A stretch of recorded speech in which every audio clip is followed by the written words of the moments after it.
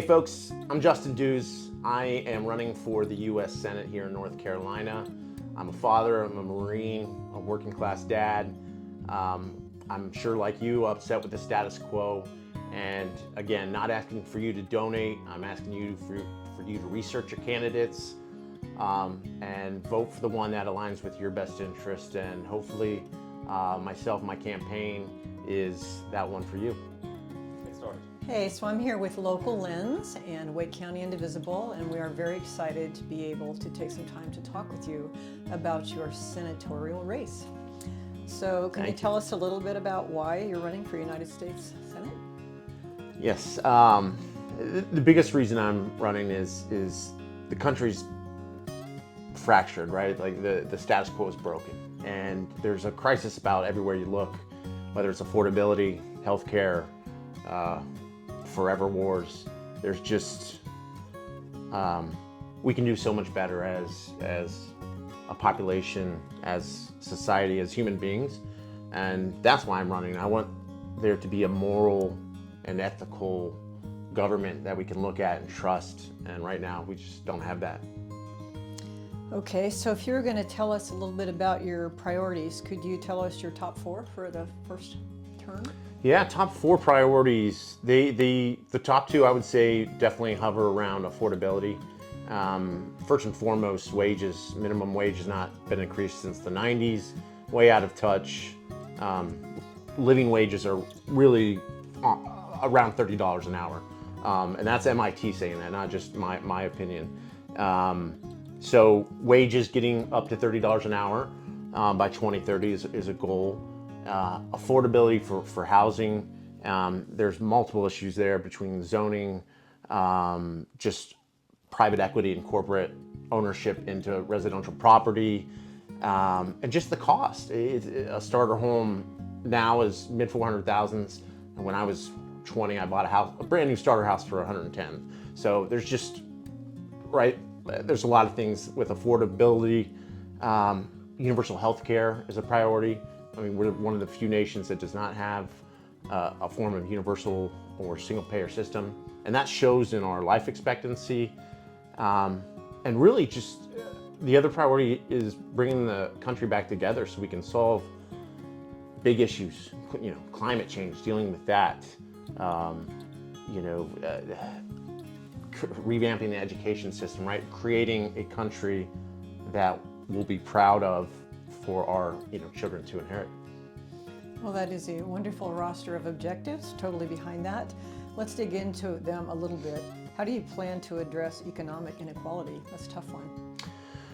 Yeah, I think economic inequality it's the worst it's been since the 1920s. The data shows that, the wealth inequality, and I think that's the tax system. I think the wealthy individuals and the wealthy corporations are not paying their fair share. So I think we need to go back to a 1950s era form of corporate and individual taxes and basically stop making the working class shoulder everything through payroll taxes and whatnot. And really, I think corporations are paying about 7% of the tax base. And they seem to be doing fairly well, whereas the working class is struggling. I myself have been working 2 jobs for about 7 years, so that's not the American dream I was sold, when I was a kid. So we can do better. Absolutely. Well, I saw on your website you referenced the importance of transparency. Can you tell us a little bit about that? How that's going to affect your decision-making process? Yeah, transparency to me, accountability, integrity, honesty, all of those things are so important. The way I would do it is just try to be as open, direct, and honest with my constituents, voters, whoever, and just, show open calendars, open books, hold town halls to explain legislation if there's questions, because if I'm elected, I'm there to represent people and voters, not corporations and donors. Part of the reason I don't take, corporate money or PAC money and things like that. Excellent, thank you. So I have a question. Do you believe that all individuals should have access to high quality, affordable, non-discriminatory health care? and if so, why? Healthcare is a human right, and it's immoral and unethical, in my opinion, that the United States is the only developed nation in the world that doesn't have a form of universal healthcare.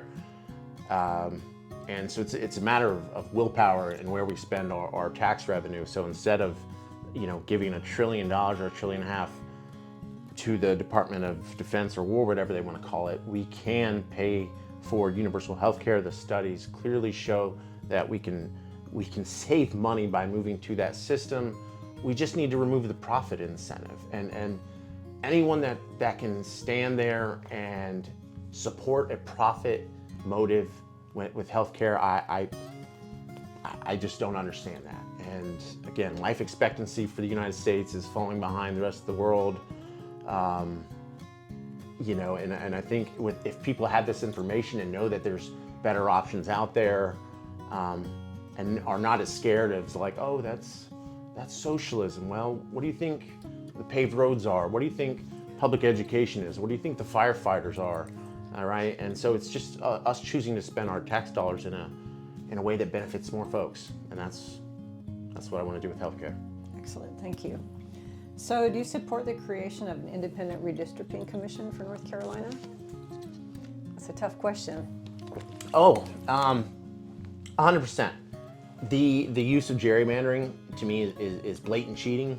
Both parties are guilty of it, and so the way forward is independent redistricting. There's so much. This is a deep issue, right? It comes down to representation. There's lots of issues here, but at the end of the day, if politicians have the ability to carve, surgically pack or crack a district with voters that they either want or don't want, it's trampling on democracy, in my opinion. So it's sad to see not only the Supreme Court not take action, but now we're in the state where Trump's threatening once Republican states to redistrict, not even around the census, which is an issue, but both states are doing it. And then that's not the answer. The answer is to not use gerrymandering, make it illegal, have independent redistricting commissions, and hold them accountable, right? Like, there's a way to do this. We've got to force the parties to stop using this tactic of gerrymandering. It's rigging the game. Amen. Okay, not far off, what is your position on voting rights and the increasing and ongoing attempts to suppress voter participation? Yeah, voting rights, I think this is something that, as I've gotten older, has sunk in, and I've realized that, right, you can't run for president until you're 35, you can't run for Congress until you're 25, but yet you can join the military when you're 17 with a parent's signature. You get automatically, as a male, registered, for the draft at 18, but we don't automatically register people to vote, and that just blows my mind. And the fact that people think, America's this amazing country of freedom, right? But women didn't have the right to vote until the early 20th century.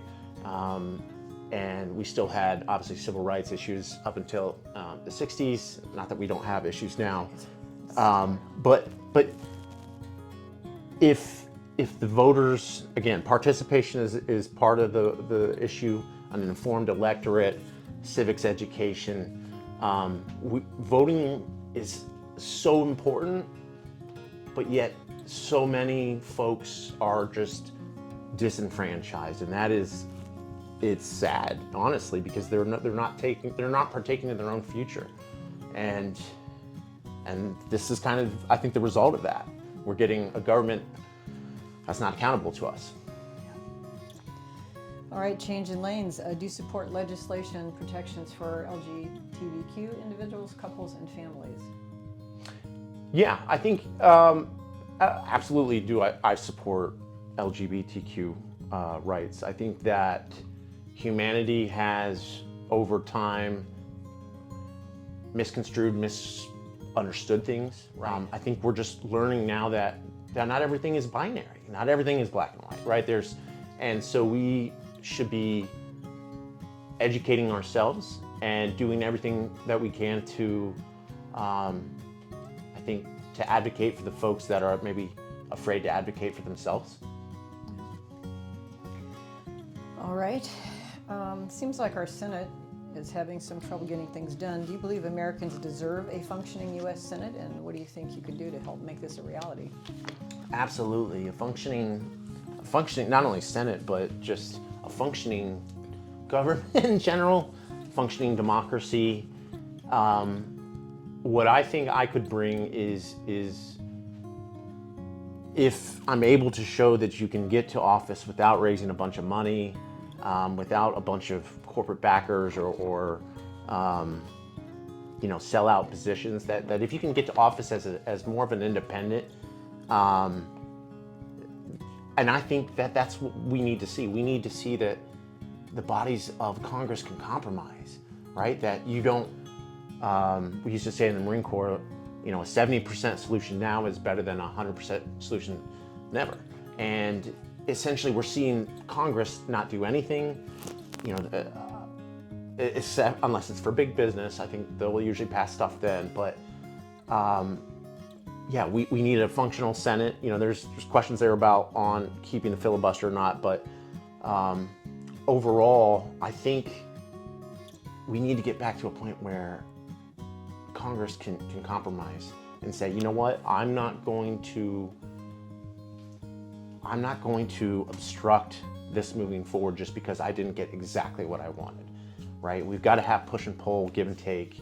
And right now we're not seeing that. It's just pure partisanship. All right, this is broader. What distinguishes you from the many other candidates seeking this office? There are quite a few. Yeah, just for the Democratic nomination for the U.S. Senate seat, there's 7 of us. What separates me, I think, is my military service, for one. I think that gives me the ability to sort of stand up to the military-industrial complex. I've seen the fraud and the waste behind supporting the troops, and honestly, the best men that I ever knew were the ones that didn't come home, and that just blows my mind, because they didn't imagine what they could have come back and done here, in society. And so it's very much been an eye-opening experience that I would take in. Obviously, I think war is an atrocity, so I think that sets me apart. Working class, I've had 2 jobs, 2 full-time jobs on top of each other for the last 7 years, just to try to, keep 4 kids fed and 3 dogs, right? And that's without health care and things like that, without taking vacations. And that's not the American dream and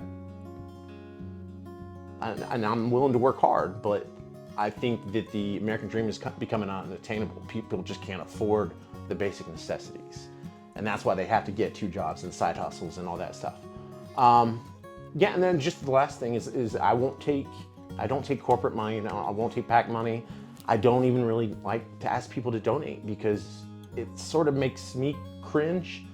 And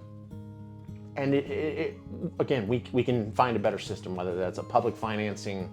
But I feel like I'm anti-establishment, anti-status quo. My faith is in the scientific method, and I think the service, the working class background, the fact that I feel like I'm unbuyable, those are what separate me from who I'm running against. Great. So one would be constitutional amendments to address gerrymandering, overturn Citizens United, introduction of term limits. Yeah. Oh my God. Why? Yeah. Seriously, Article 1, establish Congress. Article 2, the presidency. Article 3, the Supreme Court. And we only have term limits on the presidency, okay? So that's an issue. We need, in my opinion, a max 12 years for the legislative branch, for Congress. And I think the Supreme Court needs to move to a rotational bench, and at max, 12, 16, 18 years, because life time appointments. Again, the Supreme Court is not reflective of where society is at today. And so if you can change those things, you get the dark money out of politics, you get term limits, so you get fresh voices, new blood into the decision-making process. You make sure that lobbyists can't go, or an elected official, and vice versa. You shut that revolving door between Wall Street and Washington D.C. Again, ban lobbying, corporate lobbying. I mean, there's just so many things that can be done that aren't being done and that are drowning out the average American voice. I think we need to amend the Constitution and to address those things like, Citizens United, the term limits, the gerrymandering. I mean, those are just huge flaws in the system, cracks that I don't think the founders foresaw. Well, yeah, I mean, again, I never thought I'd see, National Guard, U.S. Marines in U.S. cities. So, yeah, I just, again, these are the things that I similar to why I joined the Marine Corps after 9/11, I felt like, okay, this is how I can try to help and serve. And that's what I'm trying to do now with running for office. I've tried to wrap a lot of my platform around this acronym of ACT. A is affordability, C is corruption, is T is together. So affordability is the wages and housing and healthcare. And then the corruption is, okay, we need to get corruption out of politics. We need to get the billionaire sort of oligarchy corruption tackled. And then together saying, okay, we need to act on climate change, we need to reform education, we need to stop forever wars. And so the ACT is saying, okay, democracy is not a spectator sport, we have to act. And that's what I've come to the realization of is, like, I may not win the primary, I might not win the general, but I'm trying to take action, and that's what I feel like I've been asking others. And it's like, you don't have to run for office. You can join the school board. You can join an indivisible chapter. I mean, there's a million ways to get involved, and I think that's what we need. We need more civic engagement and more people that are involved in the process. And then I believe from that we'll get a system that is more representative of what the people want. Okay, last question. If you were going to summarize yourself in 6 words for your potential voters, what would that be?